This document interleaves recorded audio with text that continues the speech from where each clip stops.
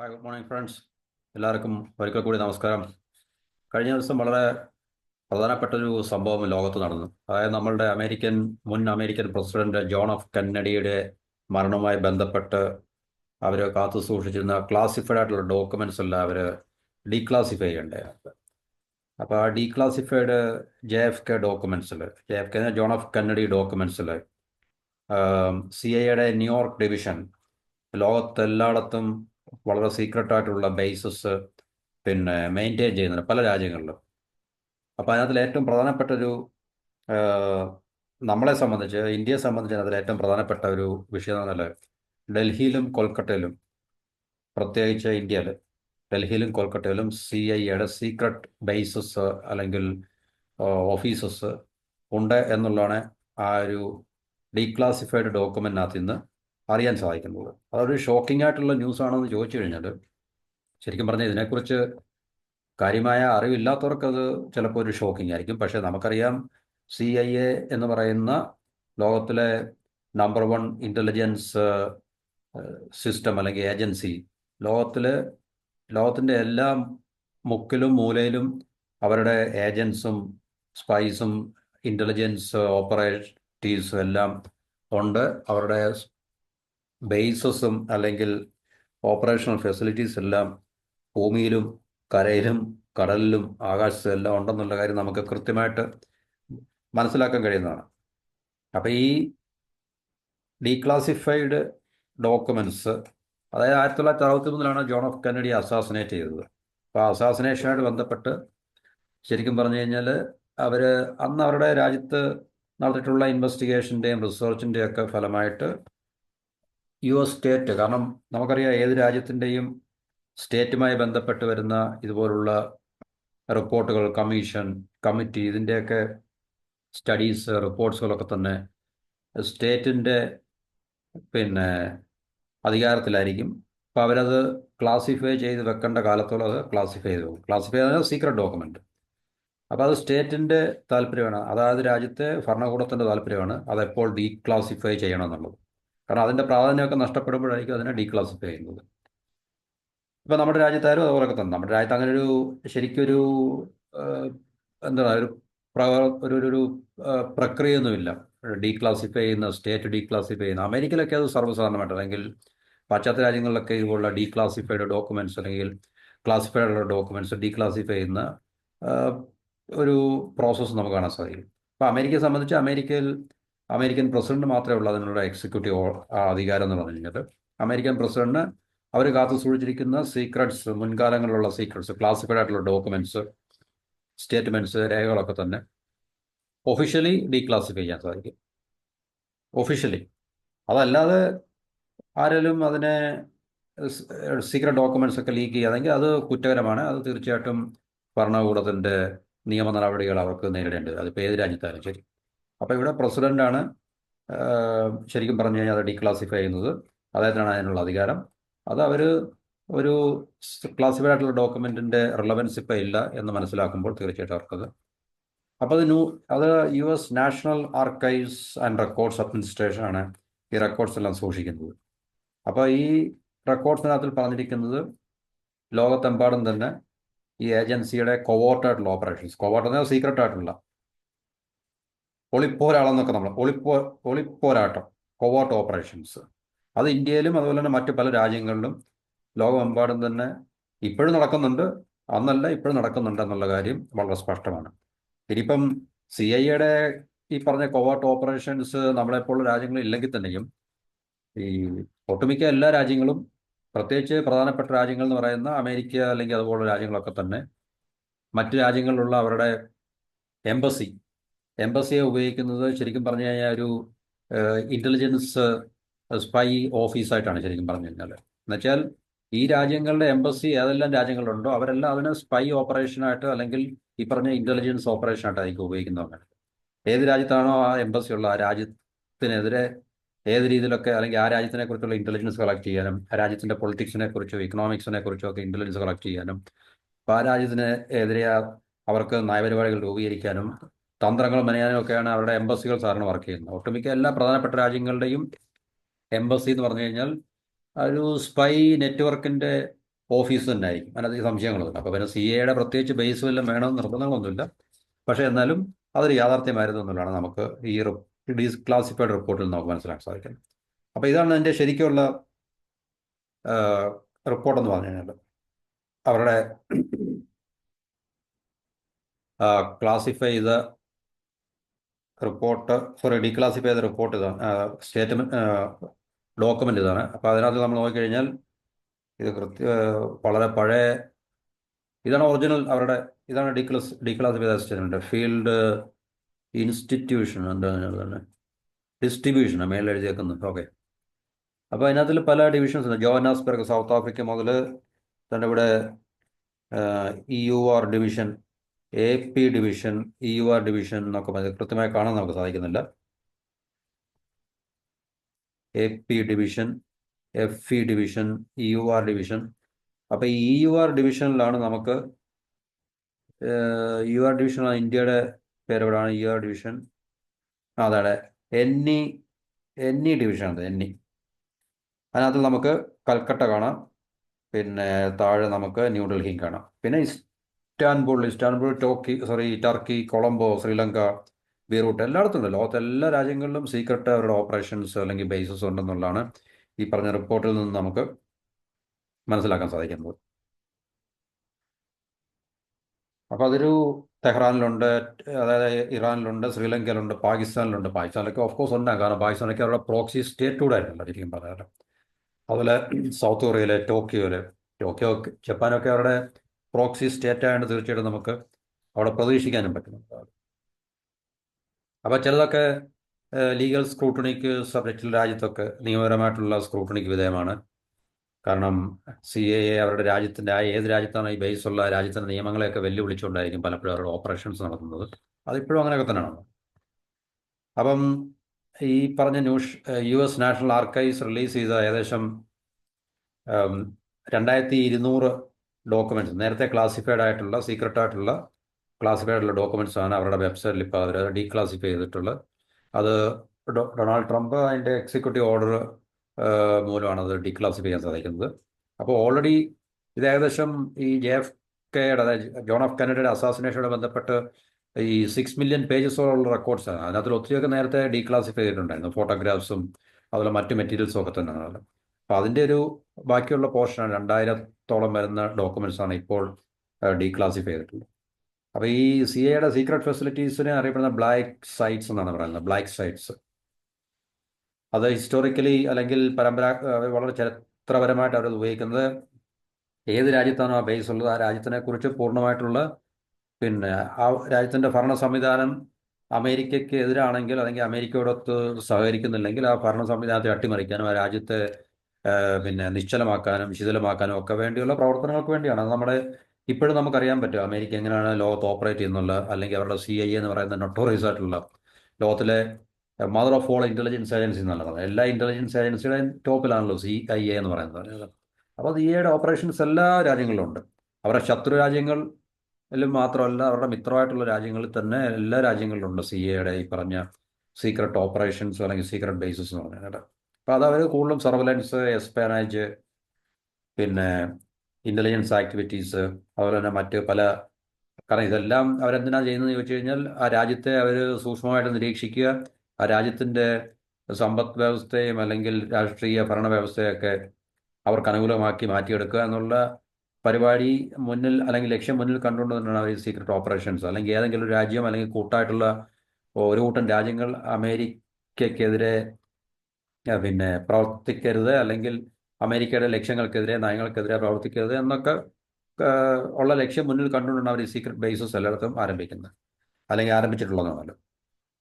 അപ്പം യുക്രൈനിലൊക്കെ അവരുടെ secret operations bases ഉണ്ട്. ഇതെല്ലാം റഷ്യക്കെതിരെയുള്ള, അത് നമുക്ക് തന്നെ ഇവിടെ ട്വിറ്ററിൽ നമുക്ക് ചില പോർഷൻസ് നമുക്ക് കാണാൻ പറ്റും.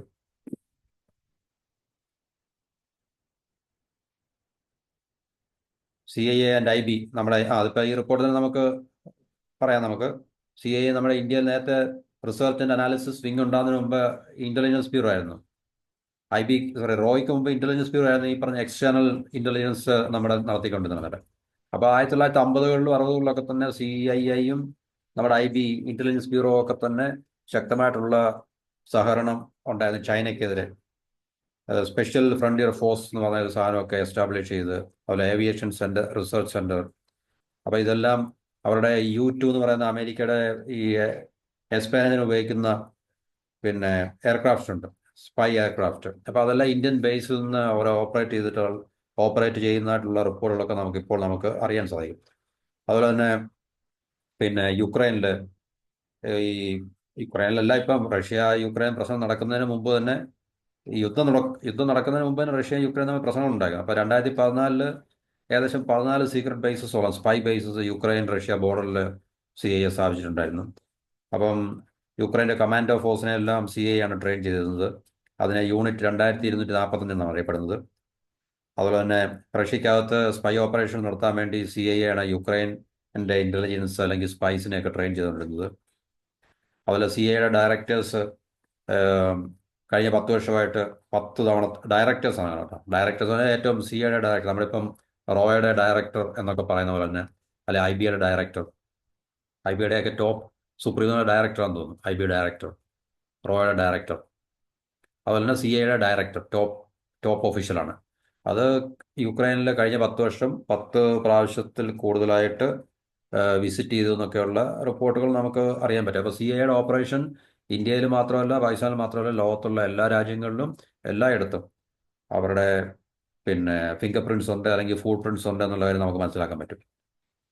അതുകൊണ്ട് ഇവിടെ തന്നെ the spy war, how the CIA secretly helps Ukraine fight, പുട്ടിനെ എതിരെ യുദ്ധം ചെയ്യാൻ വേണ്ടി CIA എങ്ങനെയാണ് ഉക്രൈനെ സഹായിച്ചത് എന്നുള്ളതിനെ കുറിച്ചൊക്കെയുള്ള റിപ്പോർട്ടുകൾ നമുക്കിവിടെ വരുന്നുണ്ട്. അപ്പം അത് ആണ് വളരെ പ്രധാനപ്പെട്ട ആശങ്ക ജനിപ്പിക്കുന്നതിനാണ്. കാരണം അത് നമ്മുടെ ഇന്ത്യൻ ഭരണകൂടം അറിഞ്ഞുകൊണ്ടാണോ അല്ലയോ എന്നുള്ള കാര്യം തീർച്ചയായിട്ടും ഭരണകൂടം അറിയാതെ ഒരിക്കലും സംഭവിക്കത്തില്ല. ഭരണകൂടം അതായത് കാലത്തുള്ള ഭരണകൂടം അറിഞ്ഞുകൊണ്ട് തന്നെ ആയിരിക്കും ഇത് ചെയ്യുന്നത് എന്നുള്ള കാര്യത്തിൽ നമുക്ക് ഏത് രാജ്യത്തെയാലും ശരി. അപ്പോൾ ഇന്ത്യയും CIAയും തമ്മിൽ, ഇപ്പോൾ പണ്ട് പാകിസ്ഥാനും അമേരിക്കയും തമ്മിൽ ഭയങ്കര ബന്ധമുള്ള സമയത്ത് ഇന്ത്യയും സോവിയറ്റ് യൂണിയനും തമ്മിലായിരുന്നല്ലോ ബന്ധം. അപ്പോൾ അന്ന് ഇന്ത്യയും അമേരിക്കയും തമ്മിൽ വലിയ ഊഷ്മളമായിട്ടുള്ള ബന്ധമില്ലെന്ന് പുറമെ നമുക്ക് ഉപരിപ്ലവമായിട്ടൊക്കെ നമുക്ക് കാണാൻ സാധിക്കുമായിരുന്നെങ്കിൽ തന്നെയും, പക്ഷേ ബിഹൈൻഡ് ദ സീനിൽ ഇന്ത്യ അമേരിക്കയൊക്കെ തമ്മിൽ വളരെ ശക്തമായിട്ടുള്ള ഇൻ്റലിജൻസ് ടൈഅപ്സ്, അല്ലെങ്കിൽ ഇന്ത്യയുടെ അന്നത്തെ കാലത്തുള്ള IBയും, അന്ന് റോ ഇല്ലായിരുന്നു തുടക്കകാലത്തൊന്നും, നെഹ്റുവിൻ്റെ കാലത്തൊന്നും റോ ഒന്നും ഇല്ലായിരുന്നു. ഇന്ദിരാഗാന്ധിയുടെ സമയത്താണ് ഏകദേശം 60കളിലോ 70കളിലോ കണ്ടാണ് റോ സ്റ്റാർട്ട് ചെയ്യുന്നത്, RAW, research and analysis wing. അപ്പോൾ അതിനു മുമ്പ് IB ആയിരുന്നു നമ്മുടെ എക്സ്റ്റേണൽ ഇൻ്റലിജൻസ് എല്ലാം നോക്കിക്കൊണ്ടിരുന്നത് കാലം. അപ്പോൾ ആ സമയത്ത് ഇന്ത്യയുടെ IBയും CIAയും തമ്മിൽ വളരെ ശക്തമായിട്ടുള്ള, പ്രത്യേകിച്ച് കോൾഡ് വാർ നമ്മൾ സോവിയറ്റ് യൂണിയൻ്റെ ഏറ്റവും അടുത്ത കക്ഷിയായിരുന്നു. ഇന്ത്യ അമേരിക്കയും തമ്മിൽ യാതൊരു ചങ്ങാത്തവും ഇല്ലായിരുന്നൊക്കെയുള്ളതാണ് നമ്മൾ മുഖ്യധാര മാധ്യമങ്ങളിലും പുറത്തൊക്കെ നമ്മൾ അറിയപ്പെടുന്ന ഒരു വാർത്ത നടന്നത്. പക്ഷേ ഇന്ത്യ അമേരിക്കയും തമ്മിൽ ശക്തമായിട്ടുള്ള ഇൻ്റലിജൻസ് കോപ്പറേഷനും കോർഡിനേഷനും ടൈഅപ്സും ഒക്കെ ഉണ്ടായിരുന്നു എന്നുള്ളതാണ് ശരിക്കുമുള്ള യാഥാർത്ഥ്യം, അല്ലെങ്കിൽ ചരിത്രം എന്ന് പറഞ്ഞത്. അപ്പോൾ 2013 ഡിക്ലാസിഫൈ ചെയ്ത ഡോക്യുമെൻ്റ് അനുസരിച്ച് ഇന്ത്യ നമ്മുടെ ഒഡീഷയിലുള്ള, ഇപ്പോഴത്തെ ഒഡീഷയിലുള്ള, പണ്ടത്തെ ഒറീസയാണതല്ലേ, ഒഡീഷയിലുള്ള ഒരു ചാർബേഷ്യ എന്ന് പറഞ്ഞ എയർബേസ് അമേരിക്കയുടെ U2 സ്പൈ പ്ലെയിൻസ് റീഫ്യൂൽ ചെയ്യാനൊക്കെ നമ്മൾ സമ്മതിച്ചിരുന്നു, പെർമിറ്റ് ചെയ്തിരുന്നു. അപ്പം 2013 2013 ഡീക്ലാസിഫൈ ചെയ്ത ഡോക്യുമെൻ്റിനകത്ത് പറഞ്ഞിട്ടുള്ളത് എന്ന് വെച്ചാൽ പണ്ട് ഈ പറഞ്ഞ 50കളിലും 60കളിലെ കാലഘട്ടത്തിലൊക്കെ അന്ന് നമ്മൾ തീർച്ചയായിട്ടും അമേരിക്കൻ ഈ സ്പൈ പ്ലെയിൻസ് ആണ് U2 എന്ന് പറയുന്നത്. അത് വളരെ പിന്നെ എന്താണ് പറയുന്നത്, ഒരു വമ്പൻ സാധനമാണ് ഈ U2 സ്പൈ പ്ലെയിൻ എന്നൊക്കെ പറഞ്ഞു കഴിഞ്ഞാൽ. അപ്പോൾ അതിൻ്റെ സർവലൻസ് മിഷൻ, അതായത് ചൈനയുടെ മുകളിൽ ഈ സ്പൈ ഓപ്പറേഷൻസ് നടത്താൻ വേണ്ടി പിന്നെ ഇന്ത്യ അമേരിക്കൻ ഈ സ്പൈ പ്ലെയിൻസിനെ റീഫ്യൂൽ ചെയ്യാൻ വേണ്ടി നമ്മുടെ ഒഡീഷയിലുള്ള ചർബേഷ്യ എയർബേസ്, എൻ്റെ കൃത്യമായിട്ടുള്ള പ്രൊണൗൺസിയേഷൻ ചർബേഷ്യ നമുക്ക് വായിക്കാം, ചർബേഷ്യ എയർബേസിന് നമ്മൾ അനുവദിച്ചിരുന്നു എന്നുള്ള റിപ്പോർട്ടുകളൊക്കെ ഇപ്പോൾ, അത് നേരത്തെ നമ്മുടെ സ്ട്രാറ്റജിക് ആയിട്ടുള്ള ഈ മേഖലയിലൊക്കെ പ്രാവീണ്യമുള്ള ആൾക്കാർക്ക് ഈ അറിവുകൾ ഉണ്ടായിരുന്നായിരിക്കാം. പക്ഷേ ഇപ്പോഴാണ് നമ്മൾ മുഖ്യധാര മാധ്യമങ്ങളിലോ അല്ലെങ്കിൽ പൊതുവായിട്ടുള്ള ഈ വാർത്തകളുടെ ഇടത്തിലേക്ക് ഈ കാര്യങ്ങളൊക്കെ വരുന്നത്. പക്ഷേ പൊതുവെ നമുക്കറിയാൻ പറ്റും CIAയുടെ ഓപ്പറേഷൻസ് എല്ലാ രാജ്യങ്ങളിലും ഉണ്ട്. അവരുടെ എംബസി ബേസ് ചെയ്താണ് ഇതിനെല്ലാം നിയന്ത്രിക്കുന്നതും അല്ലെങ്കിൽ കൺട്രോൾ ചെയ്യുന്നതെന്നുള്ള കാര്യം നമുക്കത് അറിവുള്ള കാര്യമാണ്. അതുപോലെ നമ്മുടെ ഇൻഡിപെൻഡൻസിന് ശേഷം നമ്മുടെ ഇൻ്റലിജൻസ് ഫ്രെയിംവർക്കിനെ ശക്തിപ്പെടുത്താനോ അല്ലെങ്കിൽ വികസിപ്പിച്ചെടുക്കാനോ ഒക്കെ നമ്മൾ CIA സഹായം തേടുകയും പിന്നെ നമ്മുടെ ഇൻ്റലിജൻസ് ബ്യൂറോയുടെ ഡയറക്ടർ 1949 നെഹ്റുവിൻ്റെ സമയത്ത് നമ്മുടെ IB അപ്പം നെഹ്റു ഭയങ്കര അമേരിക്കൻ വിരുദ്ധനായിരുന്നു, ക്യാപിറ്റലിസ്റ്റിനെതിരായിരുന്നു, സോവിയറ്റ് യൂണിയൻ്റെ ഒക്കെ ആളായിരുന്നു. അല്ലെങ്കിൽ നമ്മൾ ഇന്ത്യ കോൾഡ് വാറിൽ അമേരിക്കൻ പക്ഷത്തല്ലായിരുന്നു, സോവിയറ്റ് യൂണിയൻ്റെ കൂടായിരുന്നു എന്നൊക്കെ പറയുമ്പോഴും ഇന്ത്യ ഈ മേഖലയിൽ മാത്രമല്ല പല മേഖലകളിലും ഇന്ത്യ അമേരിക്കയുമായിട്ട് ഭയങ്കരമായിട്ടുള്ള ശക്തമായിട്ടുള്ള ബന്ധങ്ങളും കൊളാബറേഷൻസും റിലേഷൻസും ഒക്കെ ഉണ്ടായിരുന്നു എന്നുള്ള കാര്യം വളരെ ഇപ്പോഴല്ല, നമുക്ക് നേരത്തെ മുതലേ അറിയാൻ കഴിയുന്ന ഒരു കാര്യമാണ്. അപ്പോൾ നമ്മുടെ അന്നത്തെ ഇൻ്റലിജൻസ് ബ്യൂറോ ഡയറക്ടറാണ് TG Sanjeevi. American CIA collaborate ചെയ്തിട്ടുണ്ടായിരുന്നു, പ്രത്യേകിച്ച് കമ്മ്യൂണിസ്റ്റ് ചൈനയെ മോണിറ്റർ ചെയ്യാൻ വേണ്ടി. അപ്പം ചൈന ടിബറ്റ് ആക്രമിച്ച് കീഴ്പ്പെടുത്തിയതിന് ശേഷം 50കളിൽ ഇന്ത്യ അമേരിക്കൻ CIA ഒത്തുകൂടിയിട്ടാണ് ഈ ടിബറ്റൻ റെസിസ്റ്റൻസ് ഫൈറ്റേഴ്സിന്, അതായത് ചൈനയ്ക്കെതിരെ ഫൈറ്റ് ചെയ്യാൻ വേണ്ടി അവരെ സഹായിക്കുകയും ട്രെയിൻ ചെയ്യുകയും ആം ചെയ്യുകയും ഒക്കെ ചെയ്തിട്ടുള്ളത്. ഇപ്പോഴും ഇന്ത്യ ഈ ഒരു കാര്യത്തിൽ CIA ഇന്ത്യയുടെ റിസർച്ച് ആൻഡ് അനാലിസിസ് വിങ് ഒക്കെ ആയിട്ട് വളരെ ശക്തമായിട്ടുള്ള പിന്നെ ഇൻ്റലിജൻസ് ഷെയറിങ്ങും ഇൻ്റലിജൻസ് കൊളാബറേഷനും ഒക്കെ ഉണ്ടെന്നുള്ള കാര്യത്തിൽ സംശയങ്ങളൊന്നുമില്ല. നമ്മൾ ജിയോ പൊളിറ്റിക്സ് എടുത്ത് നോക്കുമ്പോൾ അവിടെ സ്ഥിരമായിട്ടുള്ളൊരു ശത്രുവും മിത്രമൊന്നും ഇല്ല ഒരിക്കലും നടന്നില്ല. കാരണം അമേരിക്കൻ CIA പാകിസ്ഥാൻ്റെ ISIയും കൂടെ ഒത്തുകൂടിയിട്ട് ഇന്ത്യക്കെതിരെ ഓപ്പറേറ്റ് ചെയ്യും. ഇന്ത്യൻ റോയും CIA കൊളാബറേറ്റ് ചെയ്തിട്ട് ചൈനയ്ക്കെതിരെ പാകിസ്ഥാനെതിരെയും ഓപ്പറേറ്റ് ചെയ്യും. ഇങ്ങനെയൊക്കെയാണ് ജിയോ പൊളിറ്റിക്സ് നടന്നത്. ഈ CIA ISIയും കൊളാബറേറ്റ് ചെയ്ത് ചിലപ്പോൾ ചൈനയ്ക്കെതിരെ ഓപ്പറേറ്റ് ചെയ്യും. ചൈനയും CIA കൂടെ തമ്മിൽ റിലേഷൻസ് കാണും, അവർ മറ്റേതെങ്കിലും രാജ്യങ്ങൾക്കെതിരെ ആയിരിക്കും.